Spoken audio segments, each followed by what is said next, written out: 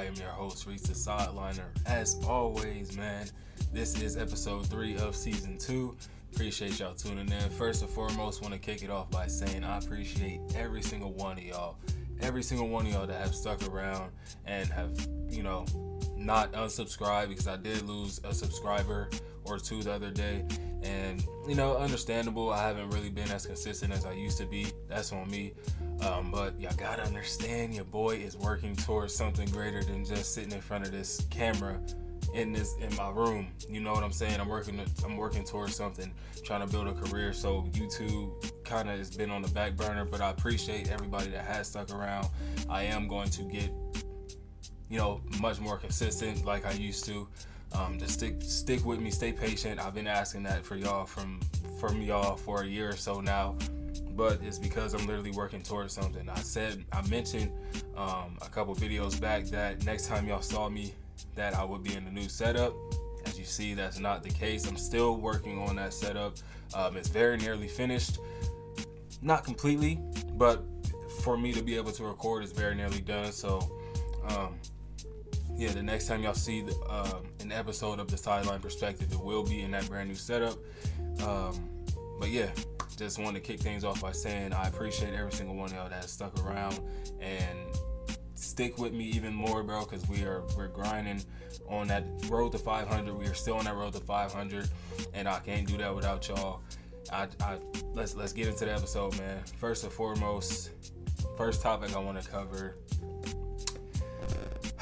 As I was doing my research and writing my notes for this show, Shams reported that Franz Wagner has suffered a torn right oblique and is out indefinitely. He sustained the injury Friday against the Sixers, and he's going to be reevaluated in a month. That is literally the exact same injury Paolo Banchero had, bro. That is the exact same injury that took out Paolo Banchero a month ago. Like, that is so unfortunate for the Orlando Magic. Both of their best players went out with the same injury when they both were playing great. Paolo was averaging 29, Franz was averaging 24.5. Those are freak injuries. Oblique, I think, is in like your abdomen area, so that's not really something that is typically injured by basketball players. But to have it happen twice and to two players on one team, that's a freak injury. Like, that's just a freak coincidence. But that sucks for Orlando Magic. They are in the quarterfinals for the NBA Cup that takes place on Tuesday, and it looked like they had a legit chance with the way that they've been playing without Paolo Banchero, man. They are the 4th seed out east, taking on the Milwaukee Bucks.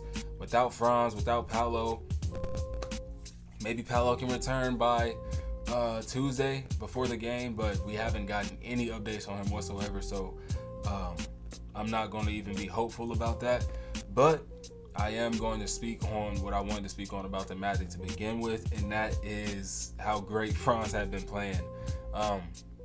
Since Paolo went down on October 31st, they have won 13 of their 16 basketball games. Yes, 13 of their 16 basketball games. And not 13 of their 16. It was like 13 of like 20 or something like that. But that's neither here nor there. In the past 16 game span, Franz Wagner has been absolutely ridiculous, averaging 27.5 points per game, 6.5 assists, nearly 6 rebounds at 5.8, 2 steals, going 13-3 for the month of November. And that's all thanks to his ability to carry the load without his all-star caliber player in Paolo Banchero. In half of those 16 games, Franz scored 30 or more points. He just came off of 3 back-to-back 30-point performances. He had 30, 35, and another 30. Which is crazy because Paolo also was streaking. Obviously, he had his 50-point game, but Paolo also had 30 points, and then the next day it was reported that he tore his right oblique. So, like, that's just crazy coincidence, man. It's unfortunate as well for the Orlando Magic fans, man, and the organization as a whole. Your two best young rising stars. One was having an all-star type season. The other was having an all NBA type season. It just sucks to see this happen. If y'all remember the video I put out earlier this year, injuries have been a huge problem this year, and it's just robbed us of so much great basketball. That's why so many teams have 8, 9, 10, 11 losses, because there's just so much injury throughout the league. The Milwaukee Bucks are just now piecing it together, but they were a team, even though they're missing, I guess Chris Middleton is a very, very integral part to what they try to do over in Milwaukee, being the third option. They don't really have much other offensive power outside of him, Giannis, and Damian Lillard, but it's still Damian Giannis. But like I was saying, injuries have affected some of these teams, like the Bucks, like the 76ers mostly. The Clippers, they doing their thing though, you know what I mean? So it doesn't affect every team in the same way, but man, this one really, like we see with the Magic, they've been playing very well without their best player. But this, now that they've lost both of them, I just don't understand how, or I just don't see, any world where they really stay competitive until Paolo Banchero returns. And that could be within the next week. That could be within the next 2 weeks, because he went out October 31st. He's said to be reevaluated within 4 weeks. So he should be being reevaluated very, very soon, and we'll get an update on him. And once we do, hopefully it's good news, and we'll see him back on the court very soon. But back to Franz Wagner, his usage rate has risen from previous seasons, obviously since PB is out. 25% usage rate from last year, where he averaged nearly 20 points per game, 19.9.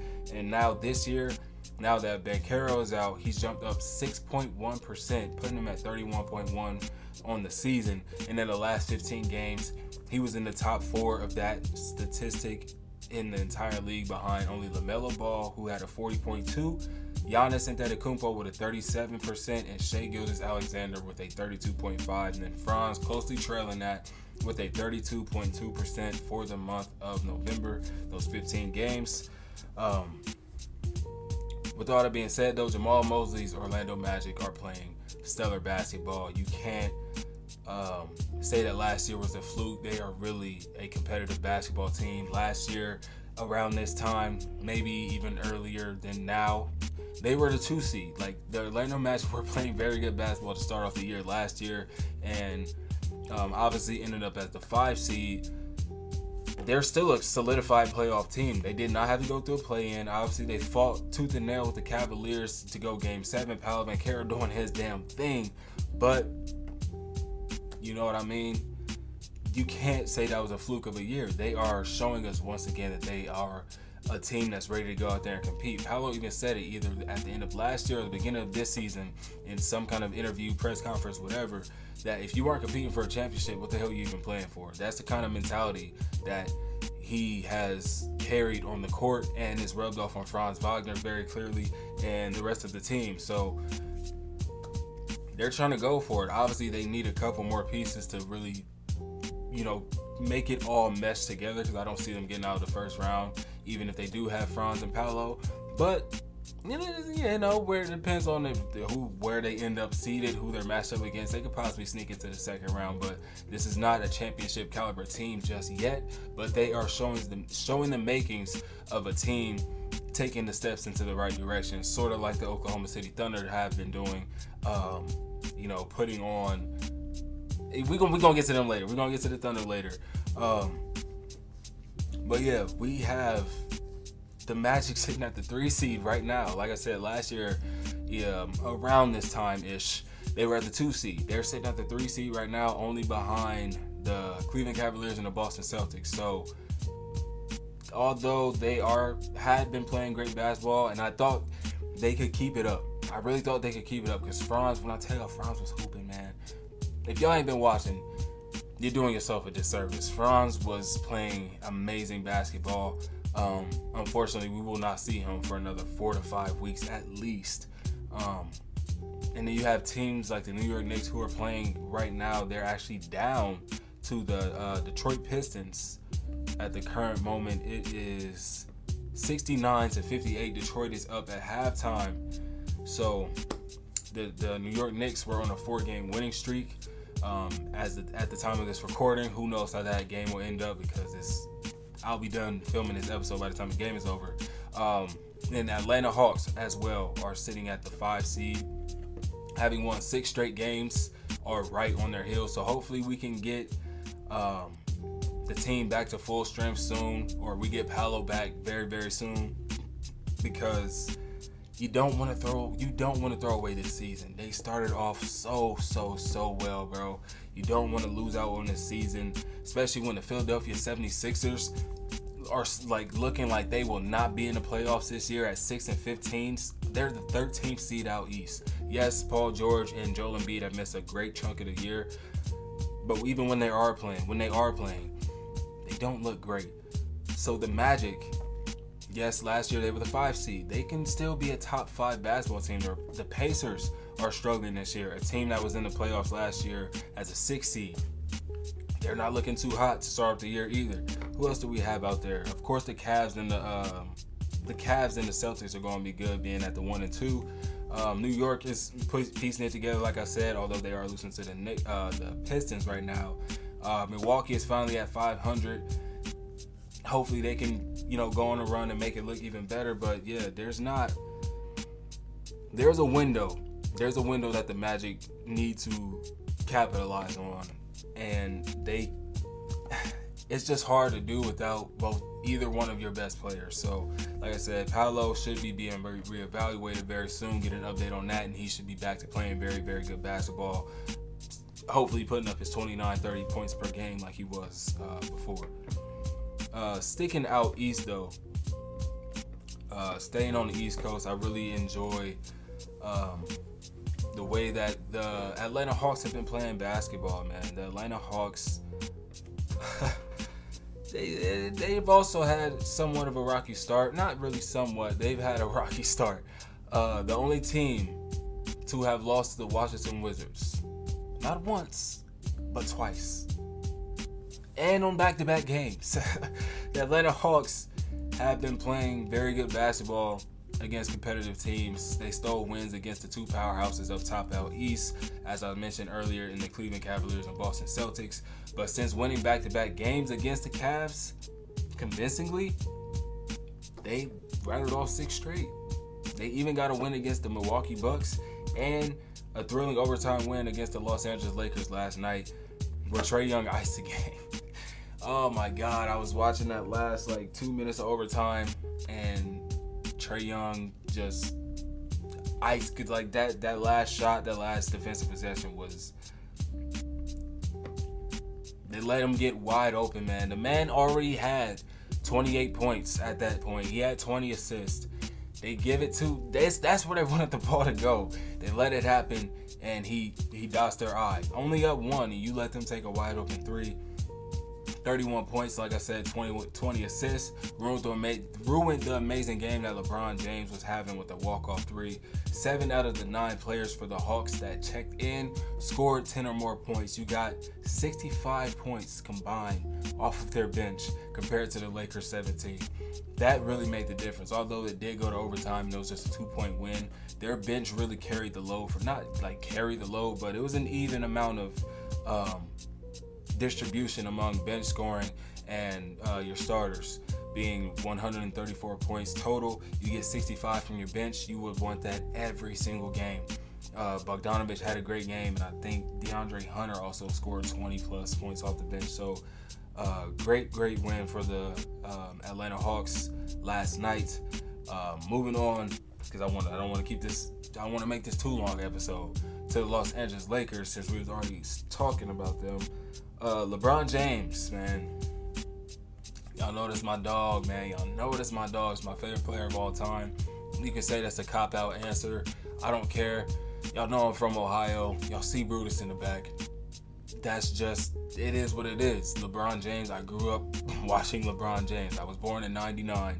He came into the league in 2003. My first memory of a great basketball player that I can put to memory was watching LeBron James. Obviously, Kobe Bryant was in the league. Michael Jordan was still in the league when I was born, and he retired the year before Bron came in, so I could have watched him, but I'm 4 years old. I remember watching a little bit of Michael Jordan, but I don't have a memory of a Michael Jordan moment. I had those memories with LeBron James, so I've always just stuck to him, especially him playing in Cleveland and then me learning that he was born in Akron, so he's from Ohio. Like, come on. Anyway, going off on a tangent. Oldest man in the league is finally showing his age, man. But, you know, as of late, it didn't look too good. But last game, man, he hit a U-turn on Father Time, man, starting to chase him down because it was looking like Father Time was creeping up on Bron. I ain't gonna lie to you, man. I ain't gonna lie. But he hit that U-turn after dropping 25 on, 25 or 28? He had 25 or more on the Miami Heat, then turning around and having 39, 10 and 11, 2 steals and 3 blocks, hitting 6 threes against the Atlanta Hawks where he was like looking terrible from deep. He was like 1 for 20 or something like that for the last like 3 or 4 games. It was looking bad, man. He put on a show, man. He put on a show. Almost 40 years old. It's going to be a couple more weeks. LeBron will be 40 years old. That's tough, man. That's tough. He was trying to do everything he could to will LA to a win, but confusion, like I said, on that last possession gave them a dagger 3 from Trae Young, iced him out, shivered him out the building, and yeah, that was all she wrote. Anthony Davis also had himself a great game, essentially matching LeBron's production. Like I said, Bron had a triple-double, 39 points, 10 rebounds, 11 assists, 2 steals and 3 blocks. Anthony Davis had 38 points, 10 rebounds, 8 assists, a steal and 2 blocks. But man, they just have not been able to piece it together for the month of December, man. It's been bad. It's been bad. 1-3. 1-3 or 1-4, one of the two. They barely beat a Utah Jazz team who was projected to be probably the worst team in the league, especially at least the worst team out west, who they really have been. You beat them by 1 on a questionable timeout call by Will Hardy. When that was like literally, I was so confused by that. You just barely sneak by them, and then you lose to the Wolves by 29. You only put up 80. The following game, the very next game, you only put up 93 points and lost to the Heat by 41. So they needed a game like this to, put them back on track. But it was like, even like the way, and I didn't watch this entire game. I only seen, because I was watching the Thunder. Excuse me, not the Thunder. What game was I tuned in to? Because I wasn't tuned in because I was also playing the game. I watched a little bit of that Sixers game. KJ Martin, oh my God, KJ Martin. I'm becoming a real fan of KJ Martin, man. He ended up with 20 points last night off of the bench for the Philadelphia 76ers. He gave them 3 rebounds, 2 assists, and there's no reason I should be talking about KJ Martin right now, bro. But I looked him up earlier because I was like, where did he get drafted to? I forgot where he got drafted, but he did end up in Houston first, and then he ended up in LA for 2 games, and then he got shipped off to Philly. But yeah, KJ Martin had a hell of a game for them last night. 9 of 10 from the field. The only shot he missed was a 3, man. Like, he had a great fucking game for them. Excuse me. The second leading scorer for the entire Philadelphia 76ers. So I was watching the first half of that, and then I ended up playing a little bit of 2K. I ain't gonna lie. So I didn't really get to watch this game, but I did watch a little bit of the overtime. And LeBron was trying to be LeBron, doing what he could, but there's just no other players on the court outside of Anthony Davis and LeBron James that can really give you, well, I guess Dalton Connect had a decent game. But, you don't want to put that kind of expectation on this rookie every single night to give you 20, 30 points like he was doing for, 2, 3, a stretch of games. He was looking really good. But, man, to lose it in the fashion that they did, just 1 possession game, it just, that's deflating, bro. That's deflating. They started the season off looking really, really good, beating teams like the Timberwolves. They beat the Phoenix Suns. They went on a 6-game win streak at one point throughout the season, and now, they were at a 3 seed behind just the Thunder and the Golden State Warriors, and they're now slowly but surely nearly falling out of the top 10 play-in territory, just 1 game ahead of the 11 seeded Spurs, who have not looked really good at all this year. So at some point, the front office, the fans, y'all gotta realize, and I'm talking about Lakers fans, y'all gotta realize that the problem is not the coaches. You had Frank Vogel, he won y'all a championship with a great roster. A great roster. With Hall of Famers on that roster, man. Danny Green, Rajon Rondo. You had JaVale McGee, Dwight Howard. Yes, JaVale's a Hall of Famer. Go look him up. JaVale McGee, Dwight Howard. Who else was on that team, man? Just a plethora of guys. I want to say JR was on that team. J.R. Smith. Not a Hall of Famer, but like they had so many guys, bro. And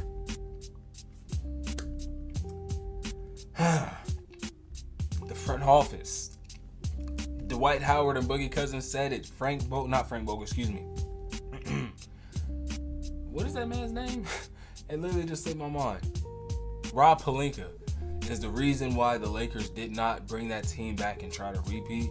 They went and made the Russell Westbrook move. It's the front office. You had 3 coaches now.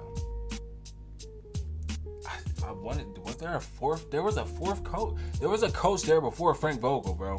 That coach, bro, I cannot remember who the hell was coaching him when Bron first got there. But this is LeBron's 4th coach now being on the Los Angeles Lakers. It's not the coaches, it's the roster. The roster sucks. Every year, the roster sucks.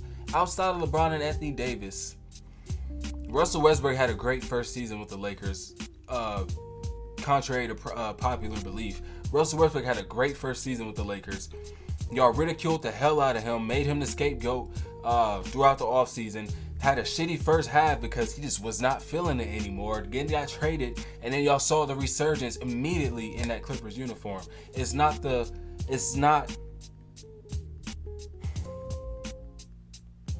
roster's shitty. There's nobody outside of those guys that give you consistent play. D'Lo, bad. Austin Reeves, shaky.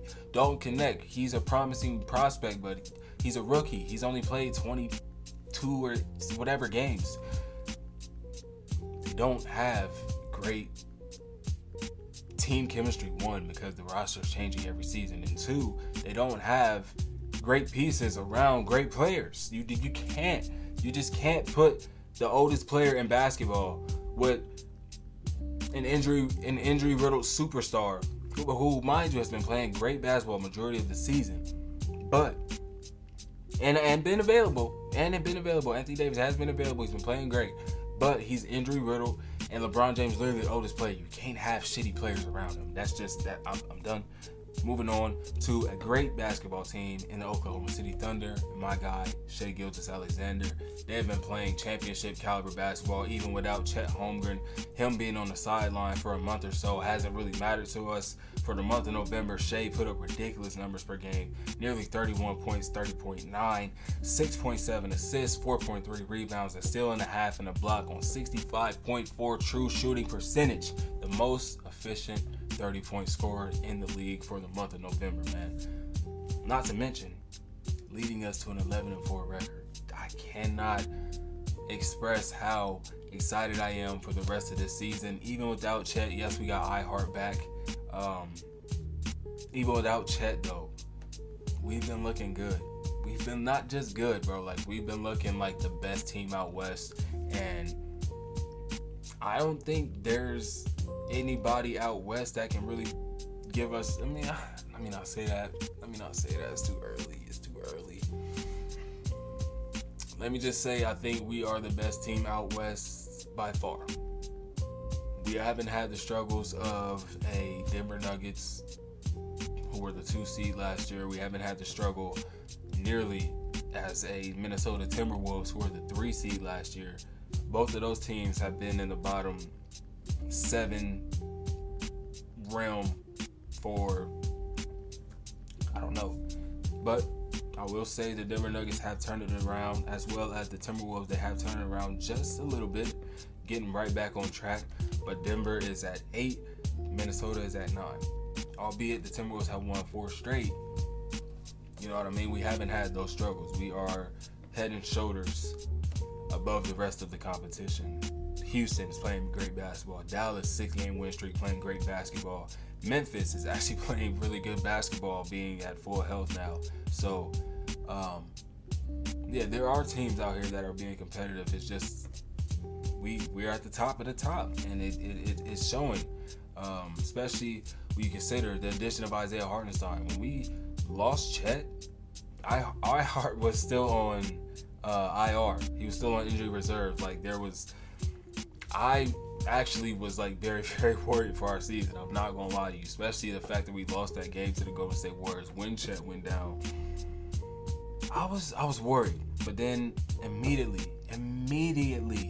Hartenstein comes in and makes an impact, man. I cannot allow Shea. Yes, he's had a great season. I cannot allow his impact on the team to overshadow what Isaiah Hartenstein has been able to do for us. He has fit seamlessly within this system, and he stands out in his role. Somewhat a more versatile Jalen Williams, if you have watched the Thunder, if you're a Thunder fan, sort of how Daignault was trying to use Jalen Williams last year, like a offensive hub, try to run your offense through, like offensive hub, run your offense through the big man. Isaiah Hartenstein specializes in that. We saw that last year with the New York Knicks. The new look center kind of being modeled after Nikola Jokic hasn't been as successful, not championships, 3-time MVP type of level. But when you look at guys like a Domantas Sabonis, an Alperen Sengun, and even a Joel Embiid at sometimes, Isaiah Hartenstein is, a much less skilled version of that. But that mode of player is kind of where he fits in, where you can give him the ball and he can make great decisions with it because his IQ is so high, and he is he does very well at making the right passes and making the right plays. So it works in his favor. Like I said, immediately came in and made an impact for the team. In his first 3 games, he had put up ridiculous stats for a guy that's just coming off of an injury and is introduced to a brand new team just like that. Obviously, he played preseason, he had training camp to do whatever, but that's not where it counts. Where it counts is where he has been doing it. And he put up, in the first 3 games, 15.3 points per game, 12.7 rebounds per game, 3.3 assists, and 2 blocks on 57% shooting, a league-leading 6 screen assists per game, as well as the number 1 big man in defensive rating with a 90.9. Being the spark that OKC needed, losing Chet, helping the team, like I said, in those first 3 games, go 3-0. So, that hell of a signing, bro. Sam Presti, thank you for being my general manager. Thank you, because he's a mastermind, bro. He knows how to piece together a team. Since Isaiah Hartenstein entered the rotation, though, the Thunder are 6-1, only losing that game to the Rockets. Damn you, Fred VanVleet. But having such an intelligent and skilled player such as Isaiah Hartenstein filling for Chet, especially considering that our next tallest player, now that Chet and Jalen Williams are injured, would be Shea? I think Shea might be the tallest dude on the team. Like, I don't even know. I can't even tell you, bro. We got a lot of guys that are 6'6", 6'7", 6'8". The typical, the wing type of build players. That's how we do. We get down. But we really needed his size, man. Most impressive part about his game, though, through that 7-game sample size, has been his ability to dominate the glass, man. Snagging everything, looking like Dennis Rodman, low key. I ain't gonna cap. He's only had 1 game under 10 boards, but he's grabbed 18 in one game, 16 in another. He's had a couple of 14s, also a 13-game performance, for a total of 12.9 rebounds per game over 7 games. The best that he's ever rebounded in his entire career, ever. Now, I don't know how many games he started last year because I didn't watch the Knicks like that, but I promise you, he was never in his life rebounding this well. Like, I'm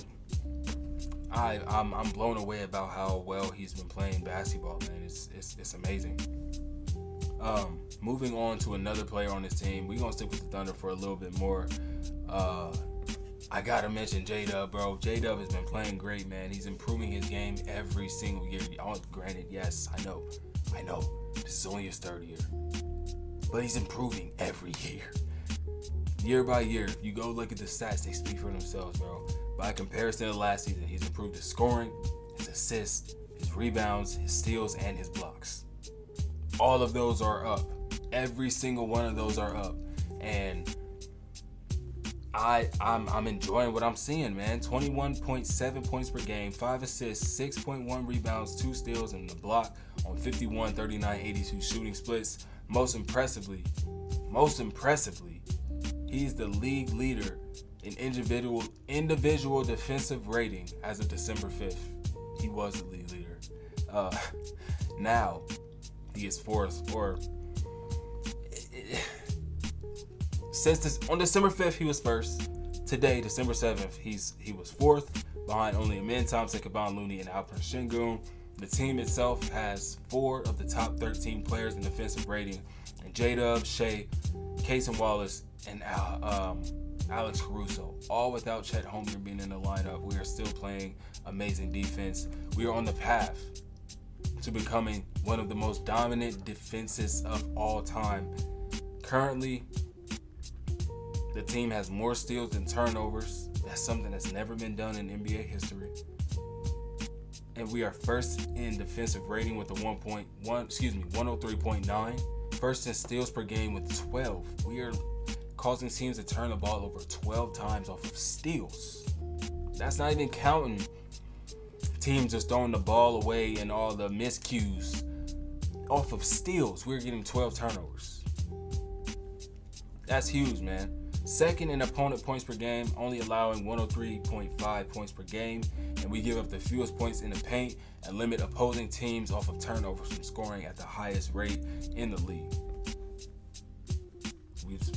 This is great Thunder basketball. We have a philosophy, we have an identity, and we have a true leader in Shai Gilgeous-Alexander who shows up for us every single night. I'm loving the Thunder basketball. I love where this is going, and we still have at least 12 first round picks over the next 5 or so years. So if there's a move to be made, we can make that move. Trust. If there's a move to be made, we can make that move. Not that we need to, but there are some places, some spots that could be filled. I'm not going to say who, because I love everybody on this team, and I think everybody has great camaraderie and plays well, but let's just be real. There are places that you can replace players and get better production maybe from other guys, better players. And then lastly, I'm going to close this out, man. I don't even know why I'm talking about this team, but I'm going to talk about them anyways, man. Sorry about that. My lips was getting a little dry. Washington Wizards, bro. They are generationally ass.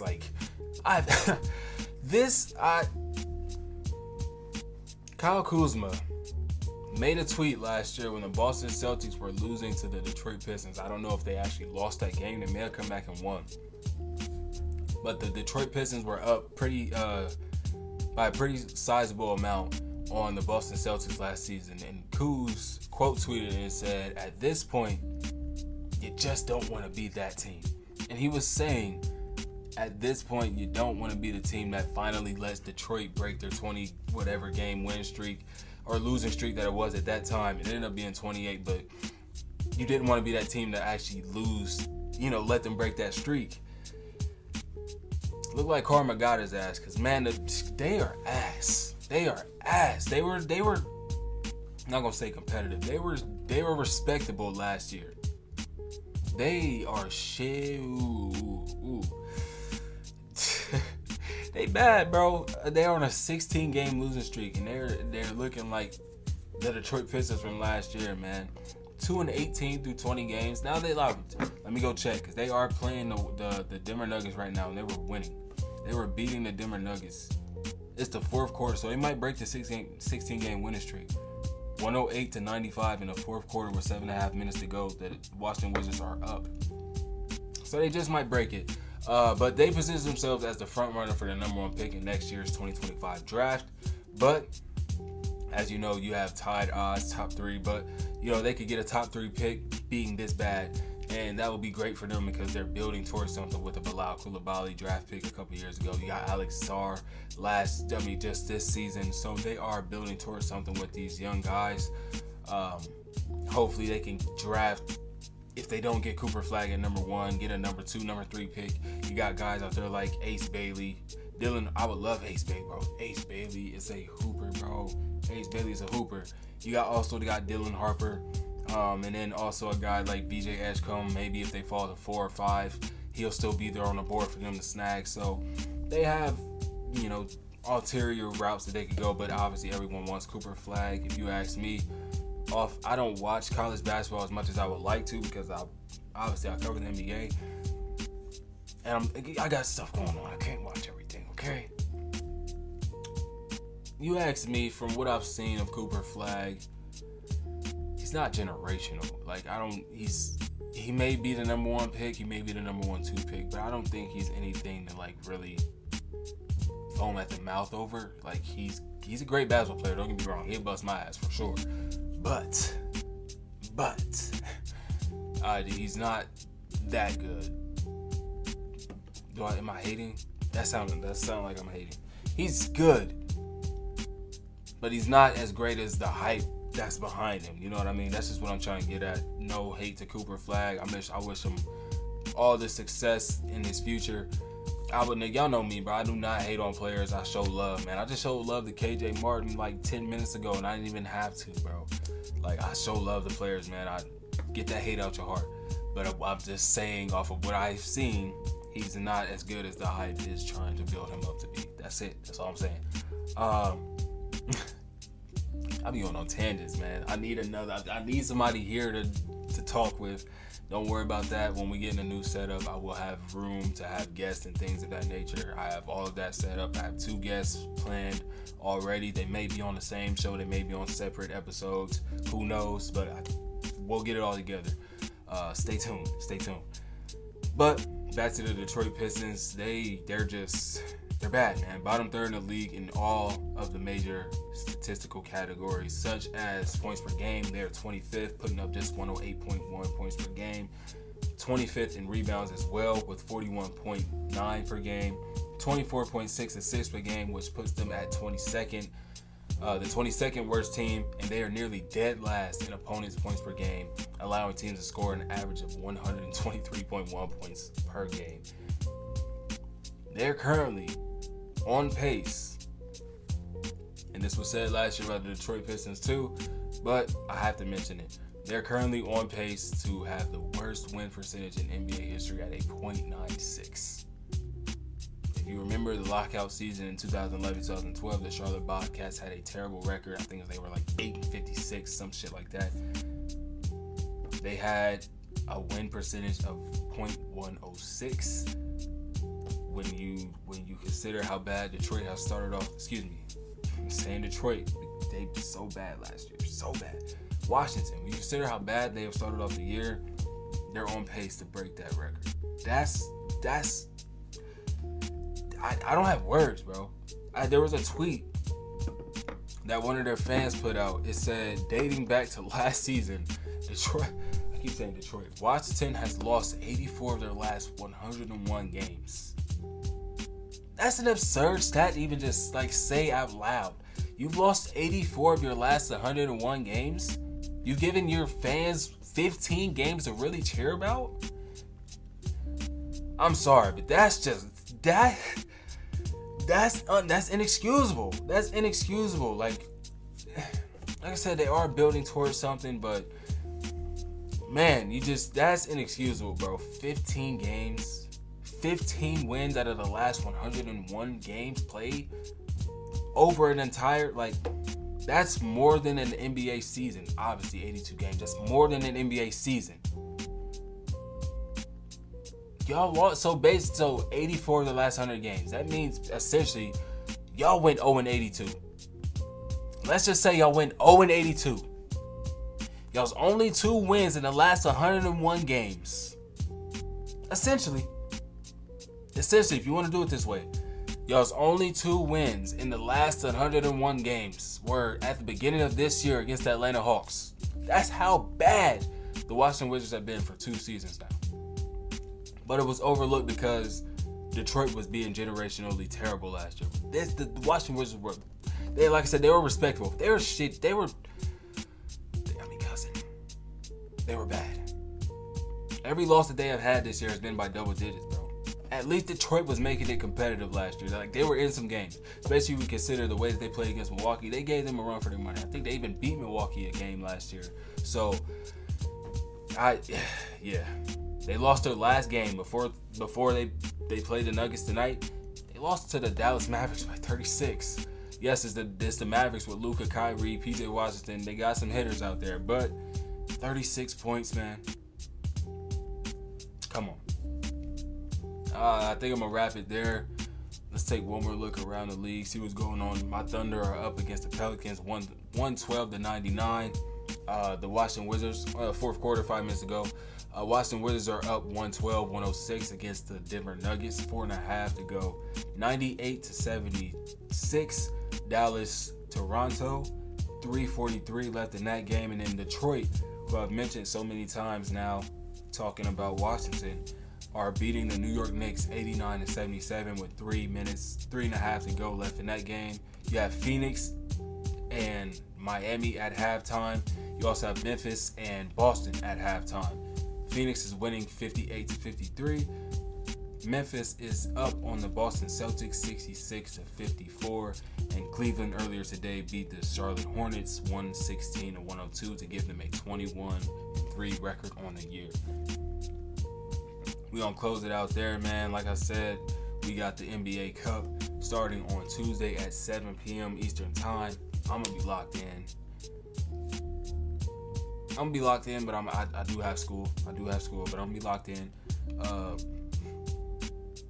Bucks taking on the Magic, Knicks taking on the Hawks, Thunder versus the Mavericks, and the Rockets taking on the Warriors.